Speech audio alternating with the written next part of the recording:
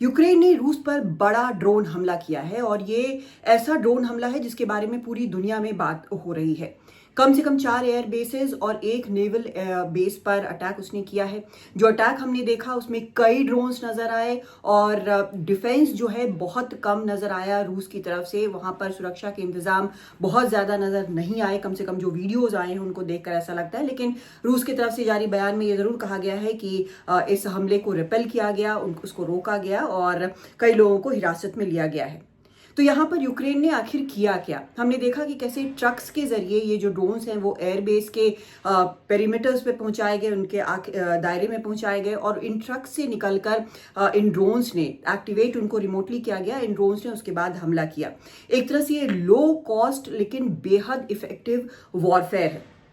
कीमत जो बताई जा रही है पर ड्रोन की वो $600 के करीब बताई जा रही है, जबकि जो बॉम्बर्स यूक्रेन ने रूस के डिस्ट्रॉय किए हैं, उनको तबाह किया है, उनकी कीमत जो है कई मिलियन डॉलर है। ये भी जानकार बता रहे हैं कि फिलहाल रूस के लिए इस तरह के बॉम्बर्स बना पाना थोड़ा मुश्किल है। हमने इस तरह के जो ड्रोन अटैक्स हैं वो सीरिया में देखे हैं, हमने इजराइल में देखे हैं और हाल के भारत पाक का जो कॉन्फ्लिक्ट हुआ है उसमें भी हमने इस तरह का ड्रोन अटैक देखा है। भारत ने किस तरह से रिपेल किया वो आप सबको पता है। कई लेयर्स एयर डिफेंस हैं और एक बाहरी दायरा होता है, फिर उसके बाद एक और लेयर होता है, फिर एक और लेयर होता है। तो इस तरह से इनको डिस्ट्रॉय किया गया और भारत ने भी ड्रोन से हमले किए और वो काफी कारगर हमले नजर आए। पाकिस्तान के अंदर काफी नुकसान भी इनसे हुआ है। लेकिन इस पूरे मामले से सबक क्या मिलता है? क्या ये एज ऑफ ड्रोन वॉरफेयर हो गया है? हालात जो हैं उनको देखकर यही लग रहा है, क्योंकि अगर आप देखें तो क्या किया गया इस पूरे मामले में, क्या किया गया? एक लो कॉस्ट ड्रोन्स इस्तेमाल करके बड़ा नुकसान किया गया है, कई मिलियन डॉलर्स का नुकसान किया गया है, जिसका फौरन एक युद्ध के दौरान भरपाई काफी मुश्किल होता है। एक ये है। दूसरी चीज है ये स्टेल्थ के जरिए किया गया है। स्टेल्थ के जरिए यानी बिल्कुल चोरी छुपे और इस तरह से अंदर पहुंचाया गया इन ड्रोन्स को। कैसे पहुंचाया गया वो भी हमने देखा है कि ट्रक्स में जो वुडन रूफ्स में उसमें छुपाकर ड्रोन्स को भेजा गया और उसका जो कवर है वो रिमोट कंट्रोल से उसको एक्टिवेट करके हटाया गया। रिमोट कंट्रोल से एआई के जरिए इनको अपने निशाने तक पहुंचाया गया।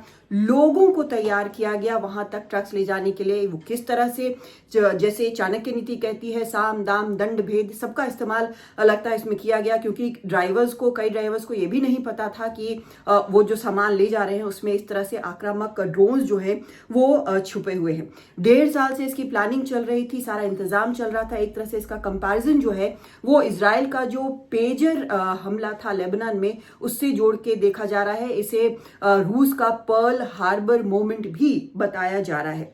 लेकिन इसमें एक फैक्टर यह है कि ये सरकारों के लिए एक बहुत बड़ा सरदर्द है, क्योंकि अगर बहुत बड़ी संख्या में ड्रोन्स अगर हमला करते हैं तो जो ट्रेडिशनल तरीके से जो उनका डिफेंस उनसे जो होता है उनको बचाव कर पाना काफी मुश्किल होता है। कुछ ना कुछ ड्रोन्स जो है अपने निशाने पर जरूर लगते हैं, तो कम खर्चे में एक बार फिर बड़ा नुकसान जो होता है। तो अब इसका क्या मतलब है? क्या कोई टेक्नोलॉजी है जो ट्रेडिशनल एयर डिफेंस सिस्टम से उनके अलावा?